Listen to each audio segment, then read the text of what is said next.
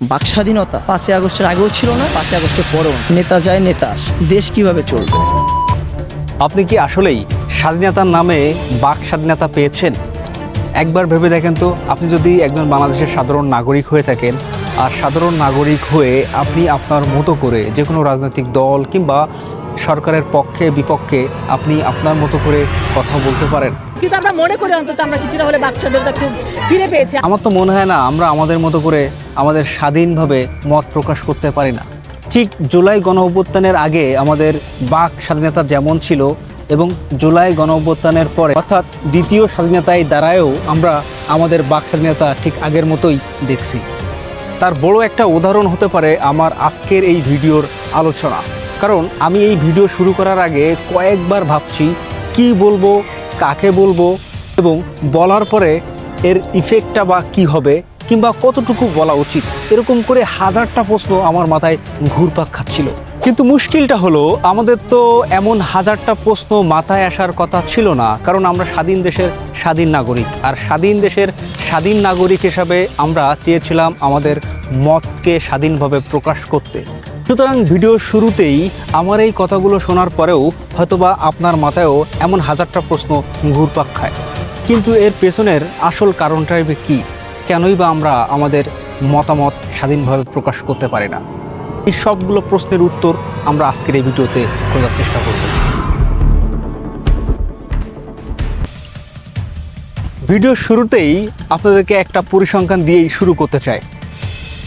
Freedom হাউসের প্রতিবেদনে বলা হয়েছে মত প্রকাশের স্বাধীনতা সারা বিশ্বে গত 19 বছরে সবচেয়ে বেশি হ্রাস পেয়েছে, যেখানে বলা হয়েছে মিডিয়ার স্বাধীনতা আউট অফ 4-এ 0, অর্থাৎ মিডিয়ার কোনো স্বাধীনতাই নেই।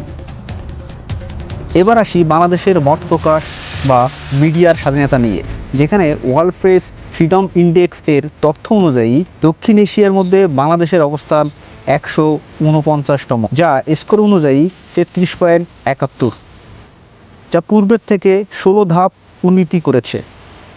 আমরা পরিসংখ্যান অনুযায়ী যেটা দেখলাম সেটা হচ্ছে বাংলাদেশের মত প্রকাশের স্বাধীনতা 16 ধাপ যে উন্নতি হয়েছে, কিন্তু বাস্তবে এর প্রতিচ্ছবি একেবারেই ভিন্ন। যেখানে আমরা 16 ধাপ এগিয়েছি, সেখানে বাস্তবতায় আমরা কেন জানি মনে হচ্ছে আরও 16 ধাপ পিছিয়ে গেছি শুধুমাত্র এই মত প্রকাশের স্বাধীনতায়। তাহলে আপনার কাছে কি মনে হতে পারে এই পরিসংখ্যান এবং এই বাস্তবতা কেন এত গরমিল? এর পিছনে নিশ্চয়ই কোনো রাজনৈতিক হস্তক্ষেপ আছে। তবে হ্যাঁ, আপনি মত প্রকাশের কিংবা আপনি আপনার মতো করে আপনার মত প্রকাশ করতে পারবেন তখনই যখন কিনা আপনি কোনো রাজনৈতিক দলের শেল্টারে থাকবেন অথবা কোনো রাজনৈতিক দলের প্রোটোকলে থাকবেন।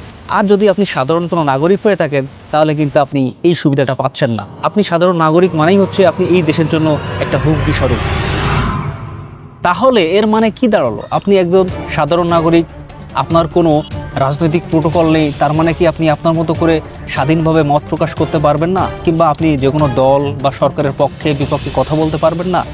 কিন্তু প্রকৃতপক্ষে হওয়া উচিত ছিল তো এটাই।